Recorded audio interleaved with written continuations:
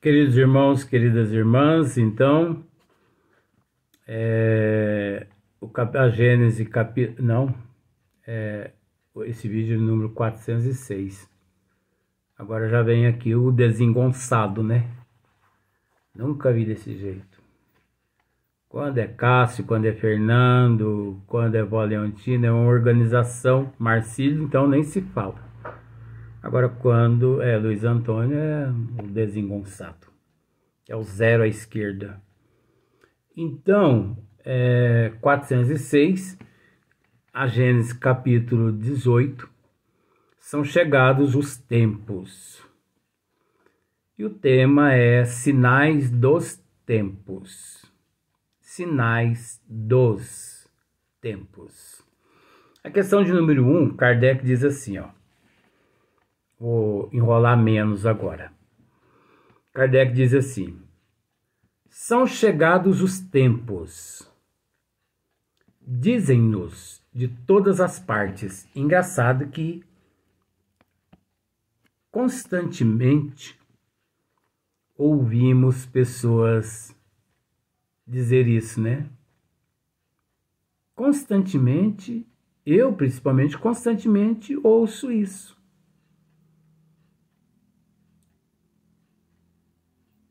Principalmente quando ocorre algumas catástrofes, né, no mundo, catástrofes relacionadas a alguma epidemia, né, um flagelo natural das leis da natureza de Deus.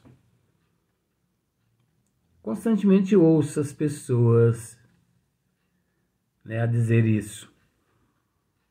São chegados os tempos. Então dizem-nos de todas as partes. Então, marcados por Deus. Veja bem, marcados por Deus.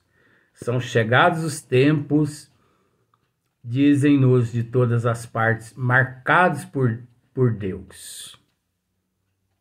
São chegados os tempos marcados por Deus, em que grandes acontecimentos se vão dar para a regeneração da humanidade.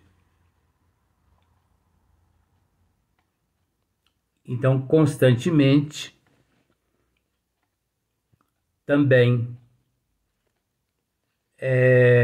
pessoas têm aparecido no meio assim de comunicação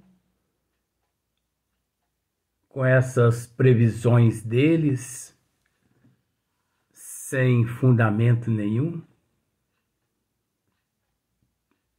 Então, eles procuram assustar a humanidade com essas previsões, tudo por interesse material e autopromoção também perante a mídia.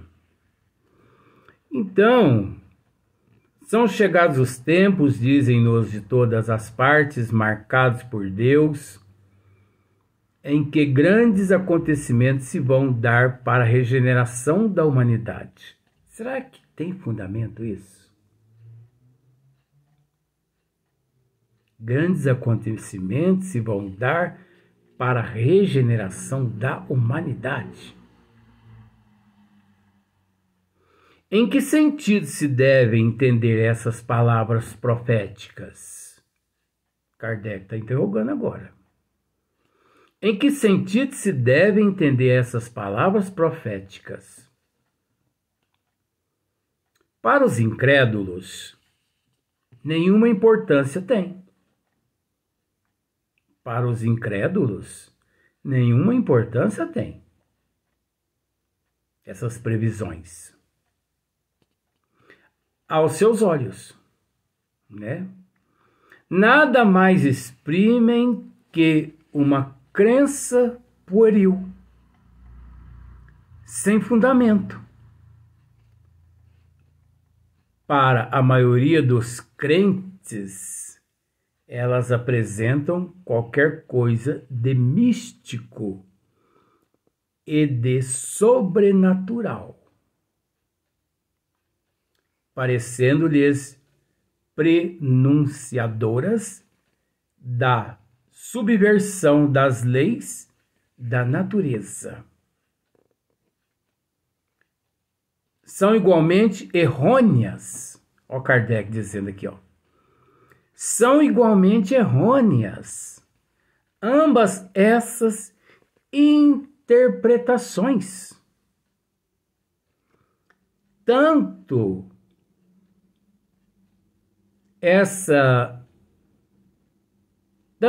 esses que interpretam são chegados os tempos marcados por Deus em que grandes acontecimentos se vão dar para a regeneração da humanidade. Totalmente errado isso aqui. Quanto para a maioria dos crentes, elas apresentam qualquer coisa de místico e de sobrenatural, parecendo-lhes prenunciadoras da subversão das leis da natureza. Kardec dizendo: são igualmente errôneas ambas essas interpretações. Olha só, Kardec diz aqui, ó. A primeira, porque envolve uma negação da providência. A primeira, porque envolve uma negação da providência divina.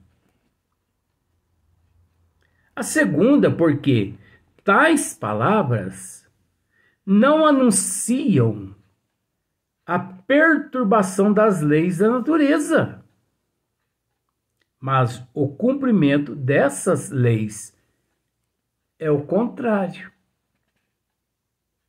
Não tem nada a ver com Deus.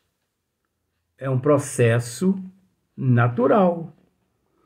Tudo na criação, olha só para você ver aqui, ó. Quando eu disse, não tem nada a ver, é um processo assim, supernatural. Então não tem nada de perturbação, não tem nada de sobrenatural, não tem nada de, como se diz aqui,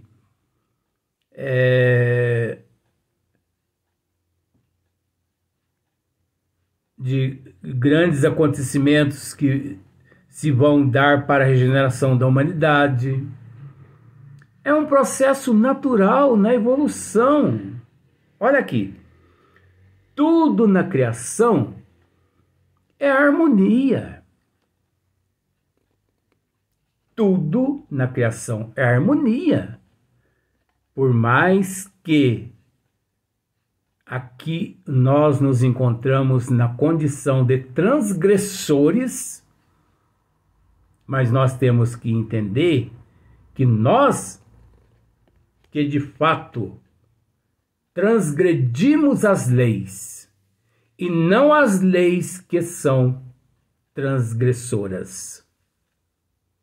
Nós que as transgredimos por nossa imprudência, por nossa irresponsabilidade.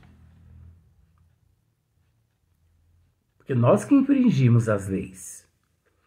Então vamos pensar da seguinte forma, simplificando assim, só para você entender com todo respeito. Você sabe que tem uma pista que vai e uma pista que vem. Então a que vai é a tua mão. A contrária é contra a tua mão, não é verdade? Se você segue com toda a disciplina a tua mão ali no asfalto, naquela pista, você anda, vou usar esse termo, você anda o mundo todo sem cometer um acidente. Agora, transgride as leis para você ver o que acontece. Mas em que sentido? Anda na contramão. Anda na contramão para você ver o que acontece. Aí eu te faço aquela pergunta.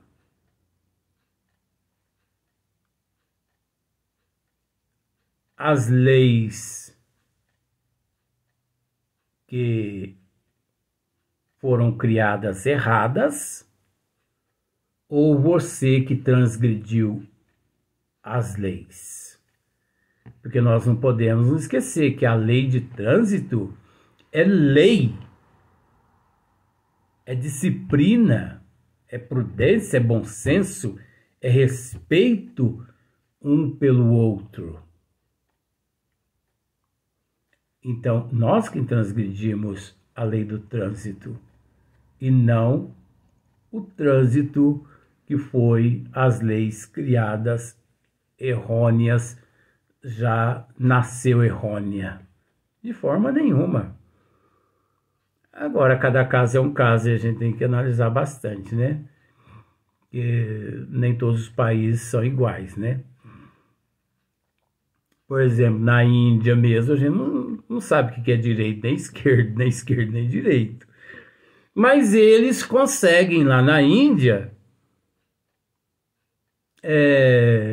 enfim, eles conseguem, mesmo burlando o trânsito, eles conseguem. Mas vamos dar sequência aqui, nem ficar conversando. Então, tudo na criação é harmonia. Tudo revela uma providência que não se desmente. Olha só. Nem nas menores, nem nas maiores coisas. Tudo é harmonia. No universo, nos universos. Ai, fazia tempo que eu não dizia essa frase, né? Eu não pronunciava essa frase, nos universos. Fazia tempo mesmo. Então tudo é harmonia nos universos, no universo, no cosmo, por toda a eternidade, que não teve princípio e nem fim. Agora você imagine e sonhe. No universo, por toda a eternidade, um planeta não colide com outro planeta.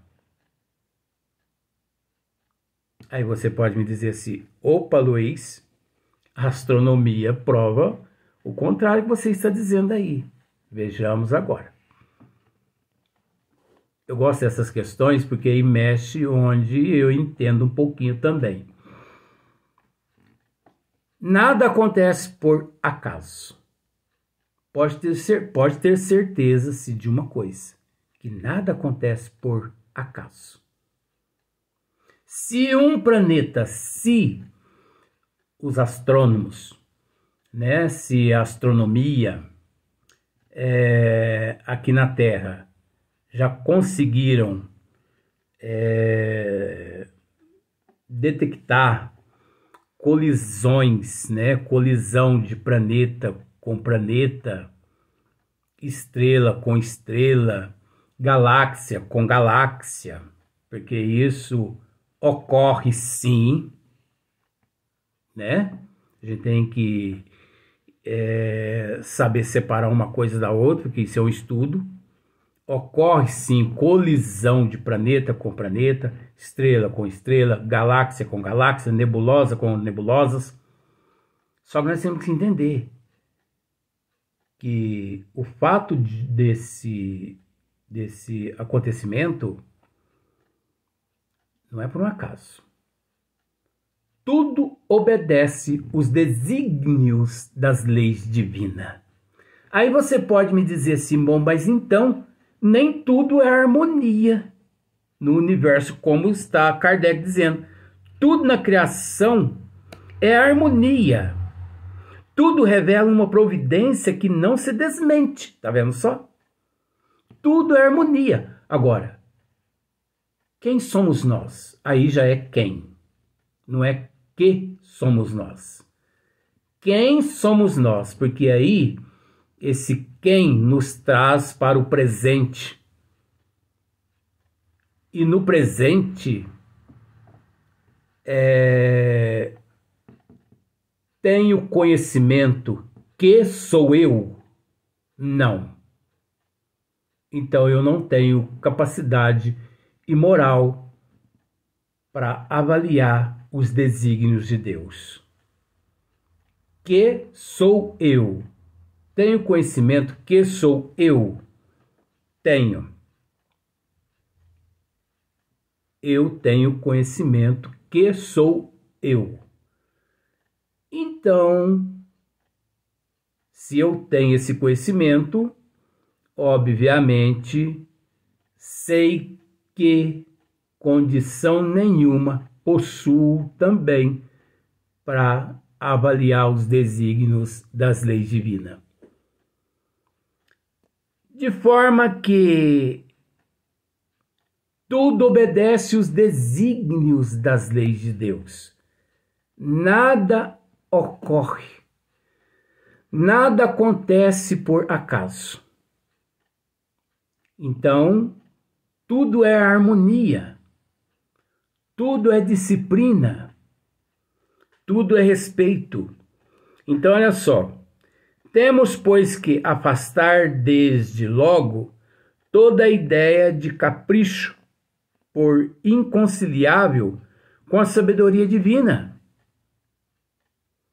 Em segundo lugar, se a nossa época está designada para a realização de certas coisas, é que estas têm uma razão de ser na marcha do conjunto. Olha só. Isto posto, diremos que o nosso globo, né, a nossa Terra, como tudo que existe, está submetido à lei do progresso.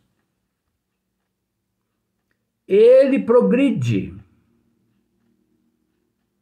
O globo terrestre progride.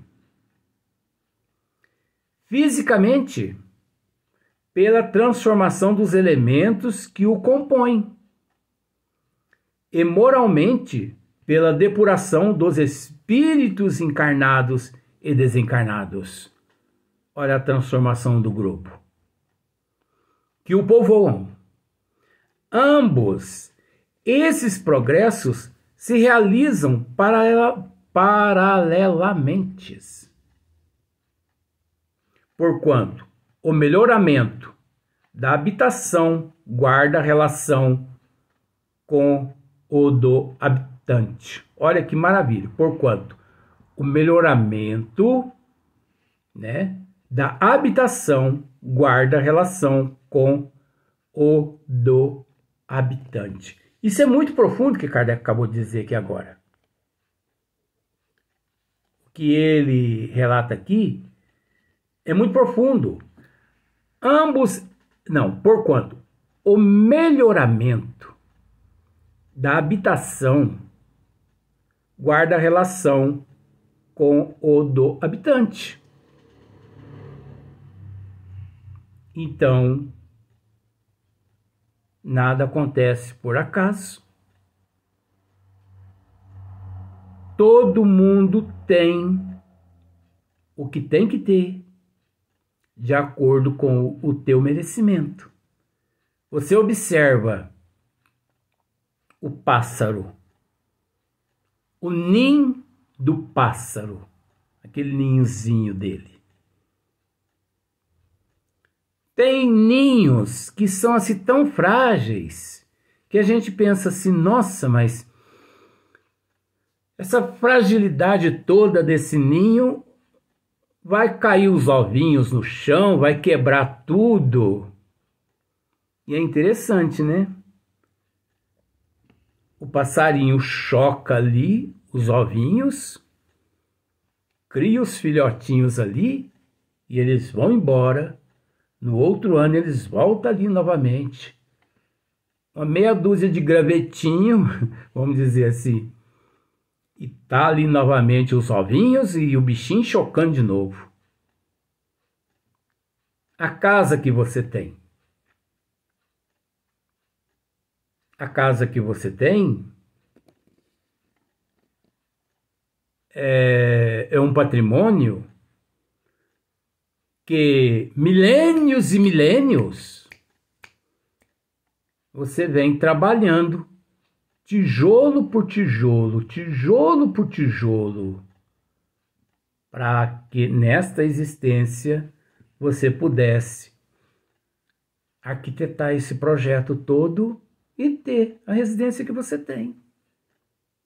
É harmonia, gente. Existe harmonia no infinito. Existe harmonia nos desígnios de Deus.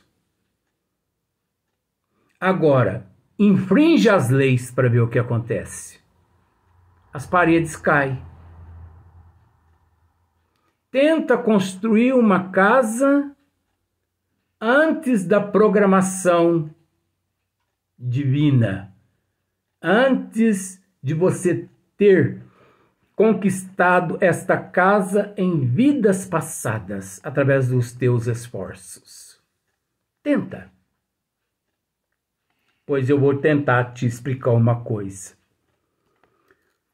Quantos filhos que recebem heranças depois que o pai ou a mamãezinha desencarna, né? Depois que os pais desencarnam, os filhos, quantos filhos recebem herança? Daí um ano eles perdeu tudo, não tem mais nada. Não deixa de ser uma prova, uma expiação para aqueles espíritos, mas nós temos que entender que aquela prova e aquela expiação pelo fato da perda é uma indisciplina, uma irresponsabilidade, porque mesmo mediante a prova e a expiação, você tanto pode perder, quanto também você pode multiplicar os teus bens materiais, tornando e se transformando-se num bom administrador. Porque o administrador também, ele não encontra inserido só no fator missão. Existem os administradores também, que são os multiplicadores de bens, em todo sentido, na área de finanças e tudo, que está relacionado também à prova e à expiação. Não é só missão. E muitas pessoas não assimilam essas questões. Então, quantos filhos recebem heranças, né? Depois que os pais falecem, depois de um ano não tem mais nada. Maus administradores. Por que maus administradores? Vieram de vidas passadas na condição de maus administradores, indisciplinados. A prova e a expiação deles estava no fato deles receberem aquela prova e aquela expiação sem mérito nenhum, mas multiplicando, triplicando aqueles bens, se tornando e se transformando em grandes administradores. Mas por falta de disciplina, se perdem. Então, olha só para você ver. Então, fisicamente, o globo terráqueo a experimentar transformações que a ciência tem comprovado e que o tornaram sucessivamente habitável, por seres cada vez mais aperfeiçoados. Moralmente, a humanidade progride pelo desenvolvimento da inteligência. Moralmente, a humanidade progride pelo desenvolvimento da inteligência, do senso moral e do abrandamento dos costumes, dos desejos, dos vícios e por aí em diante vai. Não tem nem como enumerar. Ao mesmo tempo que o melhoramento do globo se opera sobre a ação das forças materiais, os homens para isso concorrem pelos esforços de uma inteligência. Saneiam as regiões insalubres, não é? A inteligência do homem, ele saneia nas regiões insalubres, tornam mais fáceis as comunicações e mais produtivas a terra. Então, quantas regiões pantanosas que o homem ali chega com a sua inteligência e ele ali a transforma do dia para a noite, da noite para o dia, numa terra produtiva. E os meios de comunicação de um continente a outro em tempo real, isso está relacionado à moral? Isso está relacionado ao intelecto? E vários outros fatores. Agora, nós vamos dar sequência no próximo vídeo, mas no próximo dia.